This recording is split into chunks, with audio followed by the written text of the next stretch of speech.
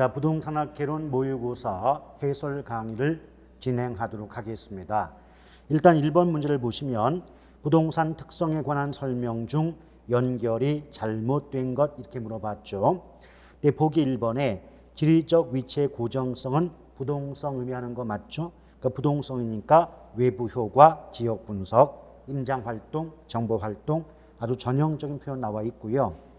2번의 영속성은 직접 환원법의 근거, 또 물리적 감가상각 이론의 적용이 배제되는 요인 역시 맞습니다. 또 3번의 부증성, 직가고 각종 부동산 문제 발생의 근본적 원인이고 물리적 공급이 완전 비탄력화되는 이유 역시 맞죠. 1번의 정답은 4번인데요. 물리적 비대체성, 요건 개별성을 의미합니다. 근데 바로 오른쪽에 가격다원설 및 적지론의 근거 그랬는데 가격다원설 및 적지론의 근거는 용도의 다양성과 관계가 있고요. 또 그 아래 보면 토지에는 원칙적으로 원가 방식의 적용이 곤란하다. 이런 식의 말 나오면 부증성 아니면 영속성이죠.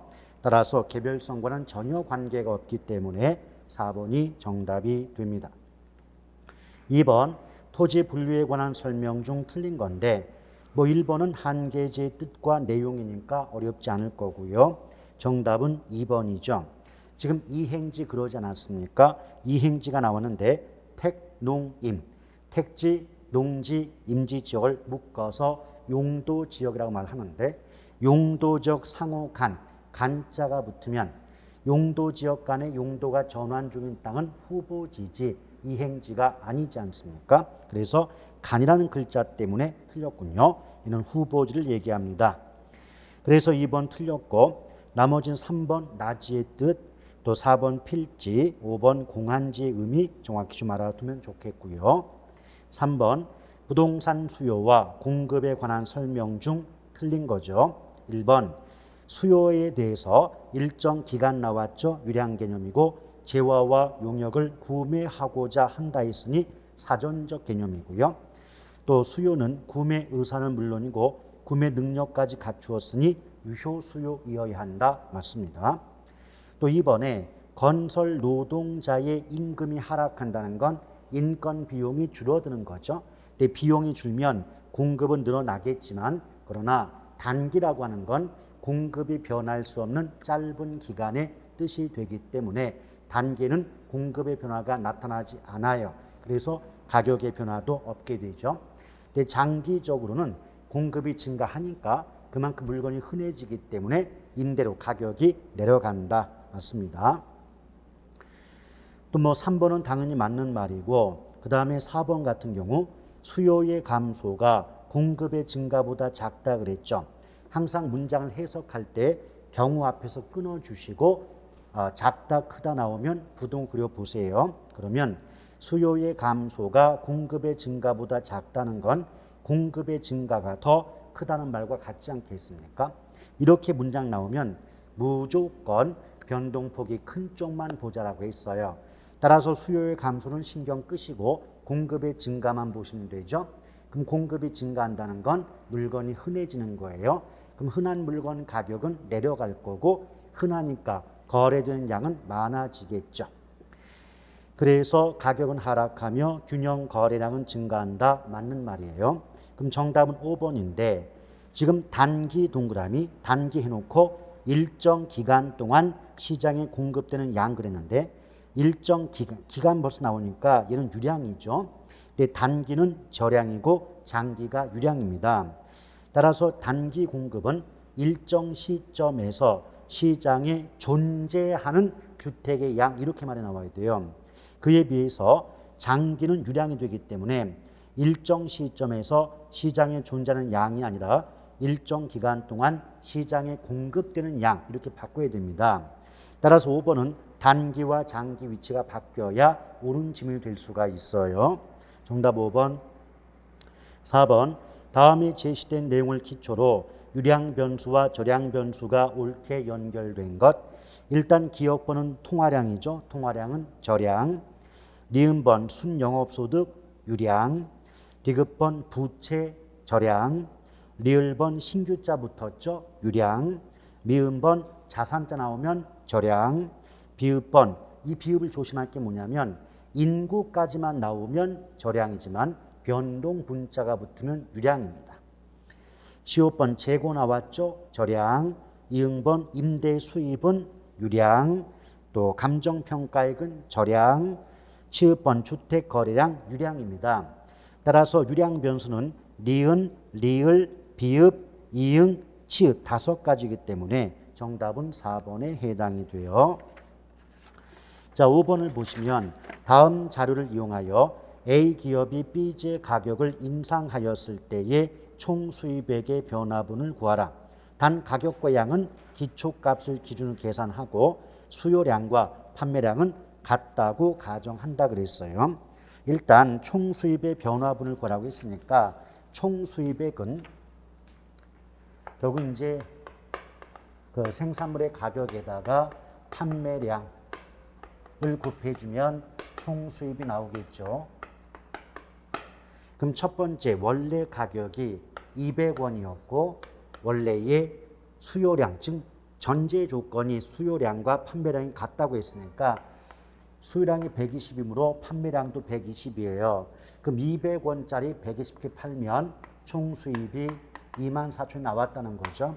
이랬을 때 탄력성을 바탕으로 총 수입액의 변화를 구해보라 이런 의미가 됩니다. 그러면 일단 가격 탄력성이 0.6 나오잖아요.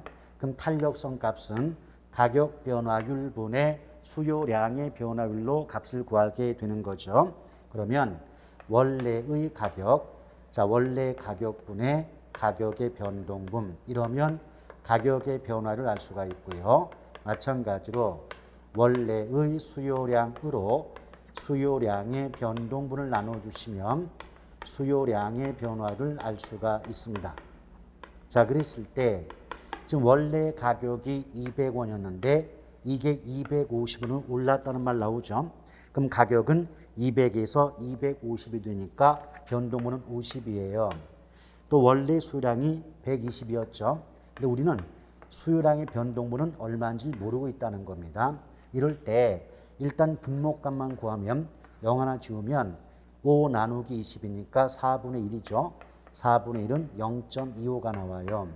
이럴 때 분자값 전체를 x로 놓고 보면 이 값이 0.6의 의미가 되지 않습니까? 그럼 분자를 모르면 분모 곱하기 목하니까 분모에다가 몫을 곱하시면 분자가 나와요. 그럼 여기는 0.15가 나오겠죠. 그럼 결과적으로 뭐냐면 120분의 x가 0.15가 나온다는 거예요. 그럼 여기도 역시 분자값을 모르니까 분모 곱하기 목하면 120 곱하기 0.15는 18인데 18개인데 양이 변동분이 근데 가격이 올랐기 때문에 수요량은 감소한다는 거죠. 그래서 18개가 줄어듭니다. 그러면 총 수입은 가격이 250원일 때 수요량 또는 판매량이 120에서 18개 줄었으니까 102개가 되겠죠. 그러면 25,500원의 수입을 올릴 수가 있죠. 그 원래 수입보다 변화된 수입은 1,500원만큼 총 수입이 증가함을 알 수가 있습니다. 따라서 이 문제의 정답은 2번이 돼요.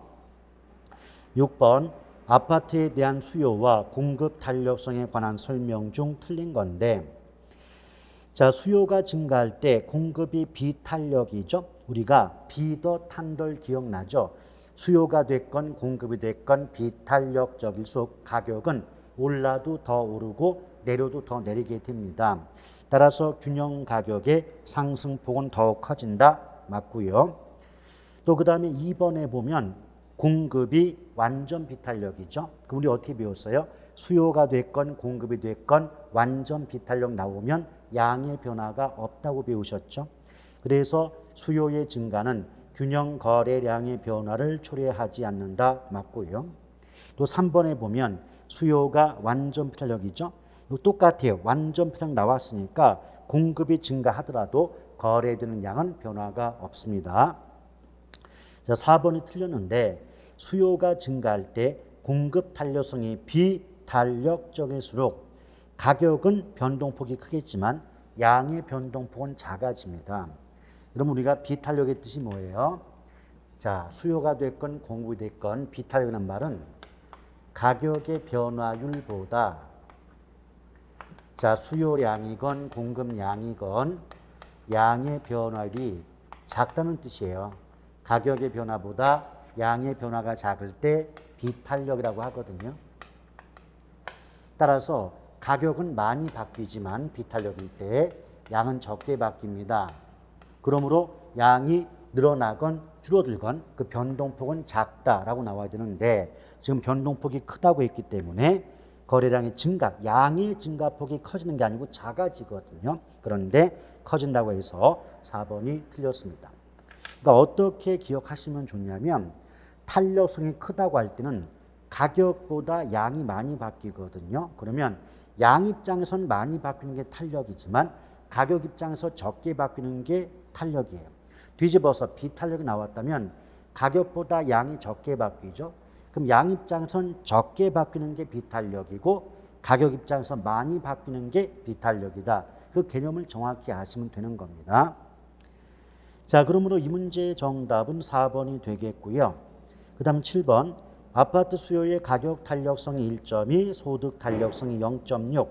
가격이 10% 오를 때 수요량이 6% 증가한다면 소득은 어떤 방향으로 얼마나 변동하여야 하는가 그랬어요.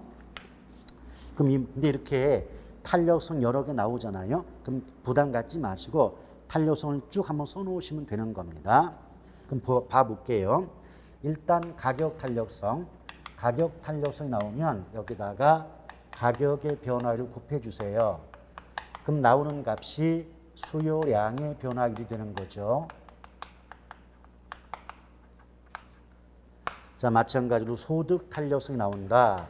그럼 소득이 나왔기 때문에 곱하는 값도 소득이에요.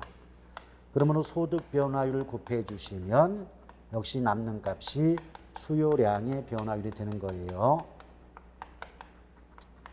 네, 주어진 조건을 봤더니 가격 탄력성이 1.2가 나왔고 소득 탄력성은 0.6이 나왔죠.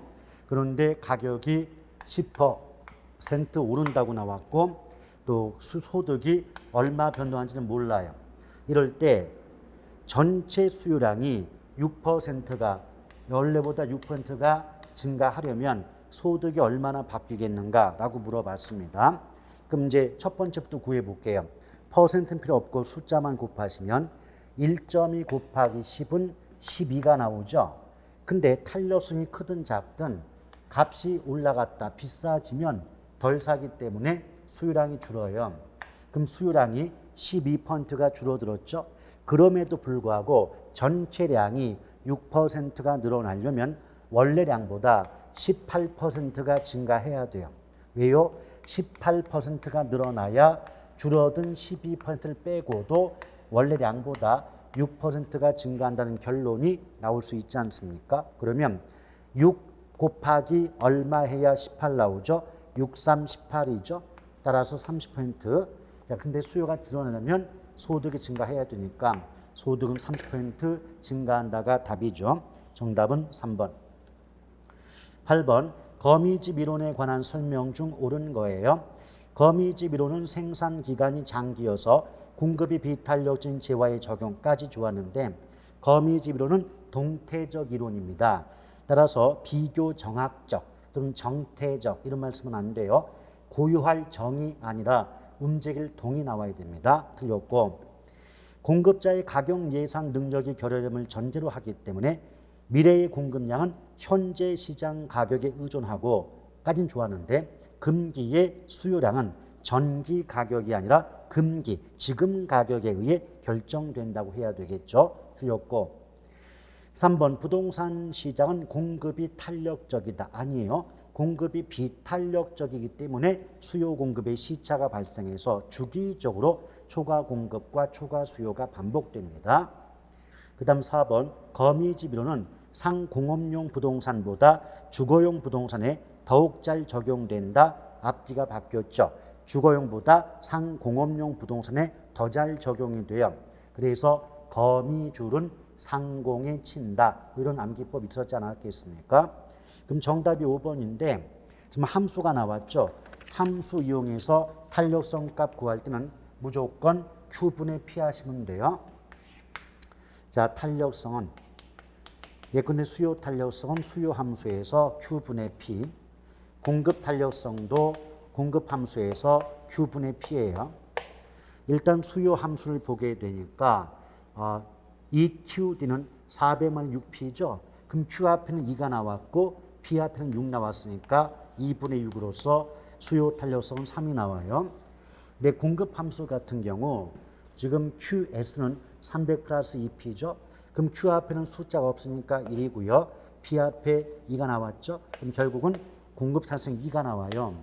그럼 수요 탄력성이 공급 탄력성보다 크니까 수탄수가 되기 때문에 수렴형에 해당이 돼요. 그렇죠. 그래서 두 번째 줄에 수렴하여 안정적 균형을 이루게 된다. 맞습니다. 5번이 답이죠. 자, 9번 부동산 시장에서 발생하는 현상에 관한 설명 중 옳은 건데 1번에 보면 고소득층 주거지역과 저소득층 주거지역이 분리되는 현상은 직주 분리가 아니라 주거 분리죠. 주거 분리 틀렸고 불량주택의 발생은 하향 여과라는 시장 메커니즘, 즉 시장 기능이 제대로 작동된 결과이기 때문에 시장 실패의 산물이 아니고 낮은 소득 수준이 원인이기 때문에 철거를 비롯한 정부의 직접적인 개입은 근본적인 대책이 될 수가 없거든요. 근데 될 수 있다 해서 틀렸고요. 자, 3번에 부동산 시장은 정보가 공개적이지 않아서 정보 수집 비용이 많이 들고 또 수요와 공급의 조절이 어렵다. 그래서 장기적으로 가격과 가치가 불일치하는 왜곡 그랬는데 가치와 가격이 일치하지 않는 가격의 왜곡은 단기에 발생하지 장기가 아니에요. 틀렸고 4번이 답이네요. 물리적 측면의 주택은 집마다 다르기 때문에 이질적 자료로서 완전 경쟁을 전제로 한 분석이 어렵죠. 근데 효용적 측면의 주택은 주택 서비스의 관점에서는 모든 주택 서비스는 동일하기 때문에 완전 경쟁을 전제로 한 시장 분석이 가능하게 된다라고 배웠습니다. 4번이 답이고요. 5번은 왜 틀렸을까? 주택 개량 비용이 개량 이후에 주택 가치 상승분보다 작다. 그 말은 집을 고칠 때 들어가는 돈보다 집을 고친 이후에 집값 상승분이 더 높다는 거예요. 이럴 때는 대부분의 경우는 집을 고치기 때문에 상향 여과가 발생하겠지만 항상 상향 여과가 발생하는 건 아니죠. 항상자가 붙어서 틀렸습니다. 정답 4번. 10번 지대 이론에 관한 설명 중 틀린 건데요. 어차피 1번은 튀넨의 입지 지대론이고 또 튀넨이 중요하게 여겼던 게 수송비가 되기 때문에 다른 조건이 일정 불변이라면 지대는 수송비에 의해 결정된다고 주장했고요. 또 이 이론이 알론소의 입찰지대 이론에 영향을 주었죠. 1번은 맞았고 2번에 보면 비옥한 토지의 양적 제한, 수학 체감의 법칙 작동 등을 지대 발생의 요인으로 제시한 이론, 이건 결국 리카도의 차액지대설이거든요. 근데 리카도의 지대론에 의하면 그 뒤에 지대가 토지 생산물의 가격을 결정한다고 한 게 아니라 토지 생산물의 가격이 지대를 결정한다 했기 때문에 지대와 토지 생산물 가격의 위치가 바뀌어 버렸습니다. 그래서 이 문제의 정답은 2번이에요. 자, 그다음 나머지 3번의 리카도에 의하면 지대는 비용이 아니라 잉여다. 지대를 잉여로 본 건 고전학파거든요. 근데 리카도는 고전학파니까 맞고요. 또 4번에 보면 토지의 사적 소유 자체를 지대 발생의 원인으로 보았다. 이건 마르크스의 절대지대설이죠. 따라서 절대지대에 의하면 한계지 밖에서도 지주가 토지 소유자가 원하면 지대 발생합니다. 5번의 입찰지대론 뜻이니까 잘 읽어보셔야 되겠고, 자 11번 레일리의 소매 인력 법칙을 적용할 때 A 도시와 B 도시로 유인되는 인구 규모 그랬는데 어차피 레일리 그러면 거리 제곱분의 인구 하시면 돼요. 자, 거리 제곱분의 인구입니다. 그럼 A 도시부터 해볼게요. 지금 A 도시의 인구는 48,000명이에요. 48,000명이고 쭉 읽어가다 보면 리을번에 소비자 C로부터 AC까지의 거리가 2km 나오죠. 제곱이에요. 그럼 2의 제곱은 4죠. 그럼 4로 48,000 나누면 12,000의 값이 나옵니다. 그럼 같은 방법으로 B값 구해볼게요. 지금 B도 니은번에 B도 신구가 36,000명이죠. 36,000명이고 지금 미음번에 보니까 C로부터 BC까지의 거리가 3km예요. 그럼 3의 제곱은 9잖아요. 그럼 9로 36,000 나누면 4,000 나오겠죠. 그럼 결론 A가 12,000이고 B가 4,000이면 이거 4, 3, 10이잖아요. 그렇죠. 그럼 3대 1이에요. 그러면 굳이 뭐 이거저거 계산할 필요 없이 무조건 A 값이 B 값보다 3배가 더 커야 됩니다. 그럼 보기 5개의 숫자 중에서 A 값이 B 값보다 3배가 큰 건 2번 하나뿐이 없죠. 굳이 여러 가지 계산할 필요 없어요. 그래서 이 문제의 정답은 2번이에요. 12번 상업입지론에 관한 설명 중 옳은 것은 몇 개냐? 기억번 크리스탈로의 중심지론은 중심지 간의 상호작용의 중점 틀렸어요. 크리스탈로의 이론은 중심지의 형성 과정에 중점을 둔 이론이지 상호작용에 중점을 둔 이론이 아니에요. 기억번 틀렸고 니은번 재화의 도달범위 맞고요. 또 디귿번에 레일리의 소매 중력 모형에 의하면 두 중심 사이 위치 미치는 상거래 흡입력은 인구의 비례, 거리의 제곱의 반비례 맞았고요. 리을번 레일리의 소매 인력 법칙에 의하면 A 도시의 규모가 B 도시의 규모보다 작다 그랬어요. 그러면 A 도시의 규모 또는 크기가 B 도시의 규모, 크기보다 작다는 건 B 도시가 규모가 더 큰 거죠. 근데 레일리 배우실 때 상권의 경계는 규모가 작은 도시 쪽에 가깝다고 배우신 바가 있지 않습니까? 그럼 당연히 상권의 경계는 규모가 작은 A 도시 쪽에 가깝게 형성된다고 해야 되는데 B 도시 쪽에 가깝다 했기 때문에 틀렸습니다. 디귿번 틀렸고 미음번 컨버스의 분기점 이론에 의하면 A시와 B시 간의 거리는 15, A시 인구가 2만 명, B시 인구가 8만 명인 경우 A시로부터 분기점까지의 거리는 5km 그랬는데요. 어차피 컨버스죠. 컨버스의 경우는 A시로부터 분기점까지의 거리는 1 플러스 루트 A 도시 뭐 인구도 좋고 면적도 좋아요. 또 B 도시 인구 또는 면적. 그러니까 분자값이 A, B 도시 간 거리가 되죠.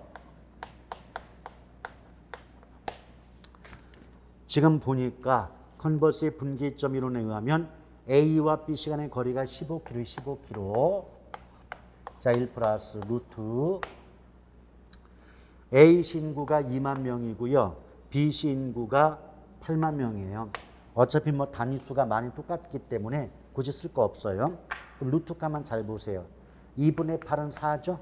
그럼 루트 4는 2의 제곱이고 제곱을 날리면 2가 남는 거 아시죠? 따라서 1 플러스 2분의 15가 되니까 3분의 15고 그럼 3, 5, 15니까 A시로부터 분기점까지 거리는 5km가 되겠죠. 자, 그래서 디귿 미음번 맞았고 비읍번도 허프의 확률론 나오니까 맞았고 시읍번도 맞았습니다. 그래서 이 문제에 옳은 것은 니은, 디귿, 미음, 비읍, 시옷 5개 맞았기 때문에 정답은 1번이고요.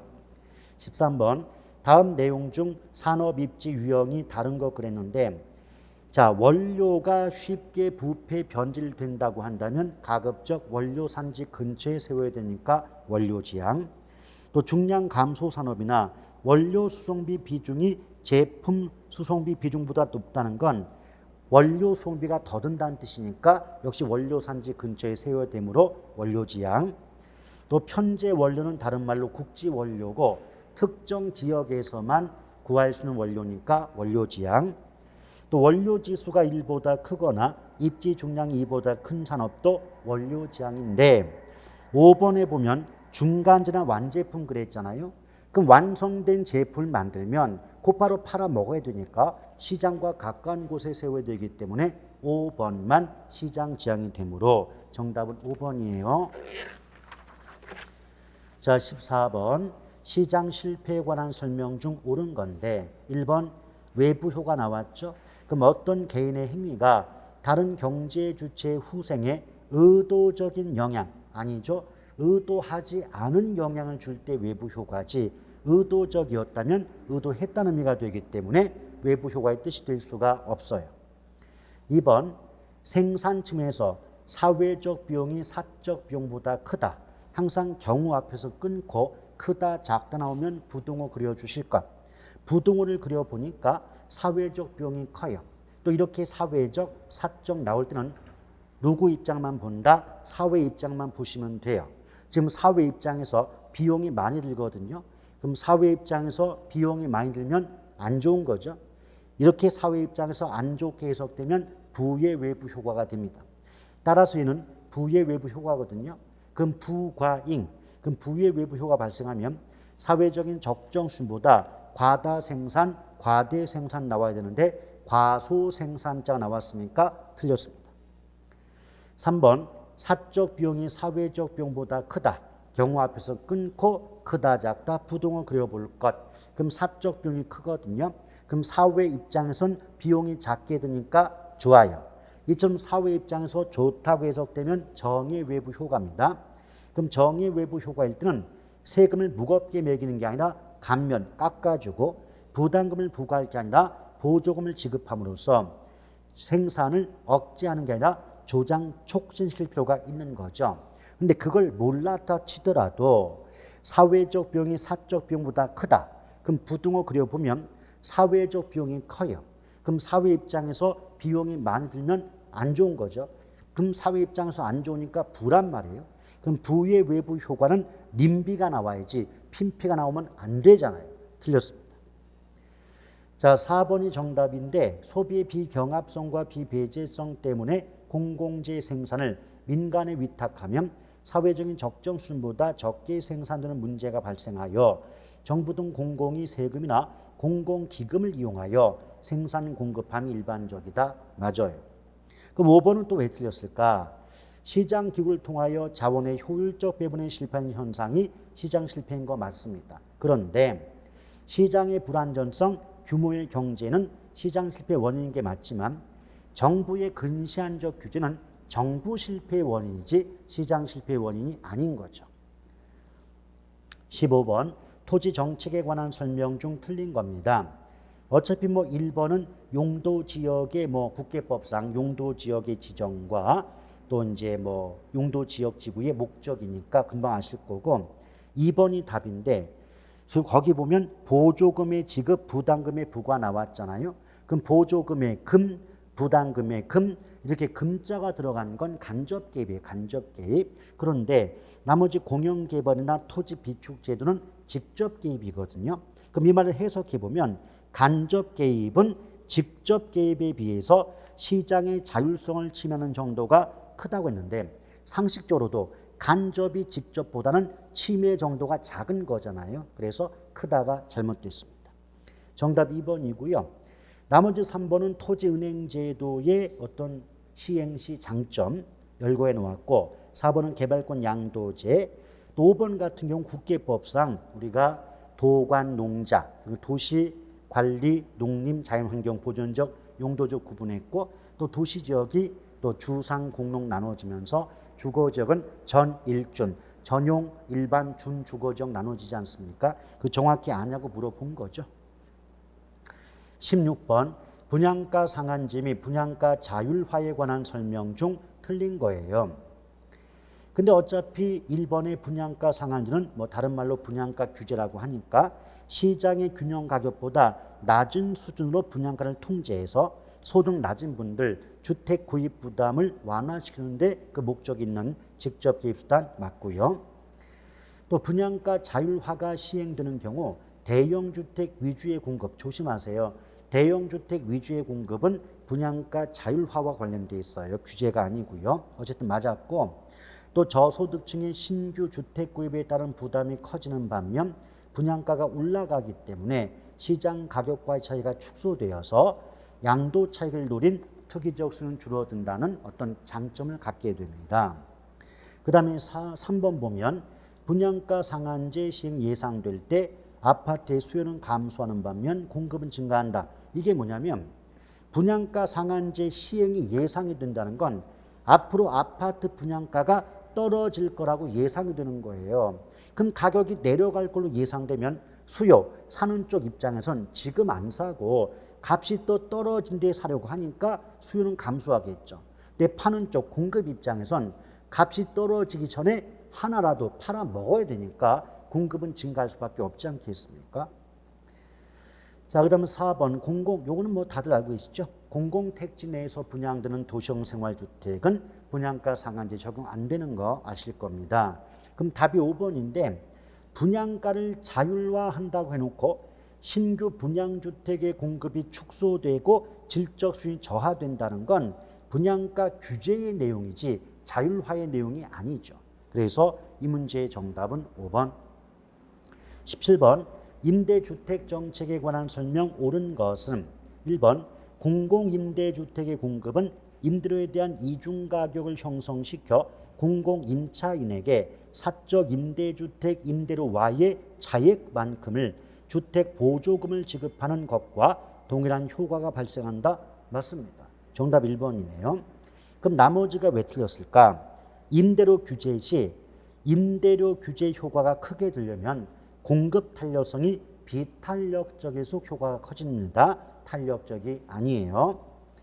3번 임대를 규제할 때 임대주택에 대한 초과 수요가 발생하게 되어 단기적으로 임대주택량이 감소할 우려가 있으므로 장기적으로 시행하는 것이 바람직하다 했는데 이걸 생각해 보세요.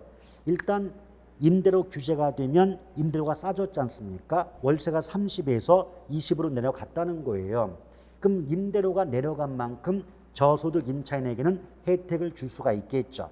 근데 장기로 가면 임대업자 입장에서 월세 20 받고는 방을 안 준다는 거예요. 그러니까 어쩔 수 없이 우리 세입자가 윗돈을 얹어주면서 오히려 저소득 임차인들의 부담이 커지게 됩니다. 그러므로 임대료 규제는 단기적으로 시행이 되면 어느 정도 효과가 있지만 장기적으로 시행되면 부작용이 커지는 거죠.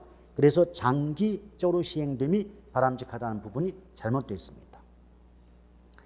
그 다음 4번 임대료 보조금을 주택 재화의 소비에만 사용하도록 하는 경우 임대주택의 소비는 증가하는 반면 임대주택 이외의 재화 소비는 감소한다. 아니죠. 월세 일부를 지원해 줘요. 그럼 월세가 30인데 10만 원 지원해 줍니다. 그럼 월세 낼 때만 10만 원 쓰더라도 어차피 자기 주머니에서 나갈 돈 10만 원이 굳었으니까 그 굳은 10만 원 가지고 오뎅, 떡볶이, 순대, 만두, 번데기 등을 사 먹을 수 있으니까 임대주택 이외의 다른 재화의 소비 수요도 증가하는 거지 감소할 이유가 없죠. 5번 주거지 선택의 자유 보장 그랬는데 강조 드리지 않았습니까? 주거지 선택의 자유 이 말 나오면 소비자 보조가 따봉이다. 수요자 보조가 따봉이다 그랬어요. 그러므로 공급자 보조가 수요자 보조보다 우월한 게 아니라 수요자 보조 방식이 공급자 보조 방식에 비해서 우월하다라고 해야 되기 때문에 수요자 공급자 위치를 바꿔야 됩니다. 정답은 1번. 18번 민간 임대주택에 관한 특별법에 관한 설명 중 옳은 거 그랬는데요. 몇 개냐? 기억번 이거는 법조문이라서 뭐 제가 다른 거 볼 건 없고요. 틀린 것만 얘기를 드려볼게요. 그 리을번에 보면 임대사업자라고 해놓고 맨 오른쪽에 10호 이상 그랬는데 언뜻 보면 맞아 보이지만 법에서는 1호 이상이라고 규정해 놓고 있습니다. 10호 이상이 아니라 1호 이상이죠.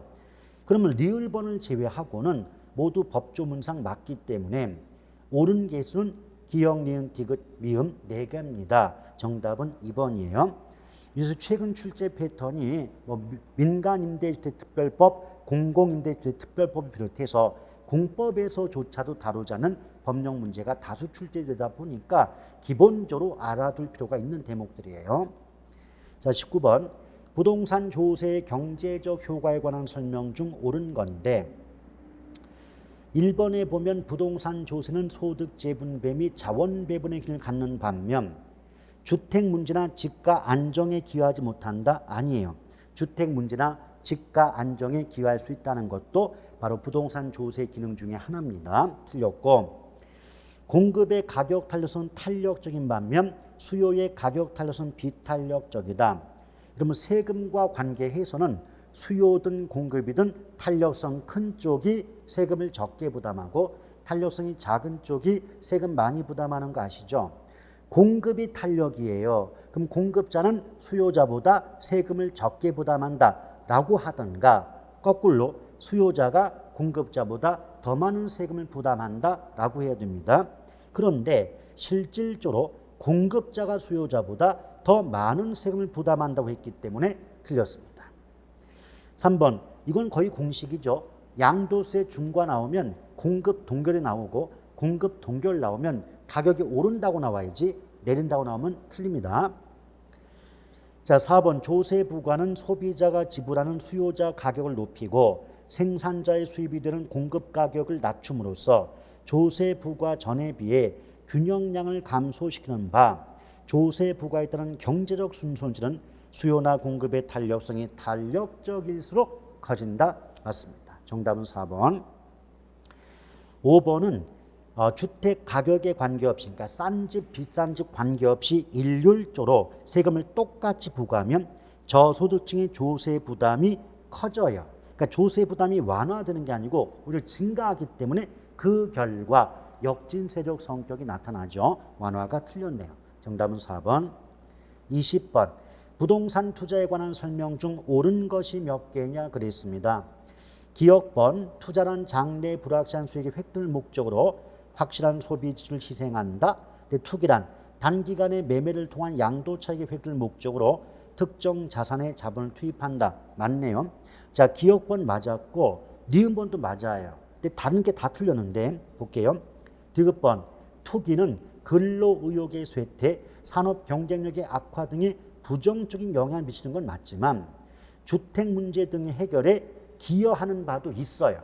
그러니까 투기적인 공급을 통해서 공급이 늘기 때문에 오히려 주택 문제를 해결할 수 있는 그 기초가 될 수도 있거든요.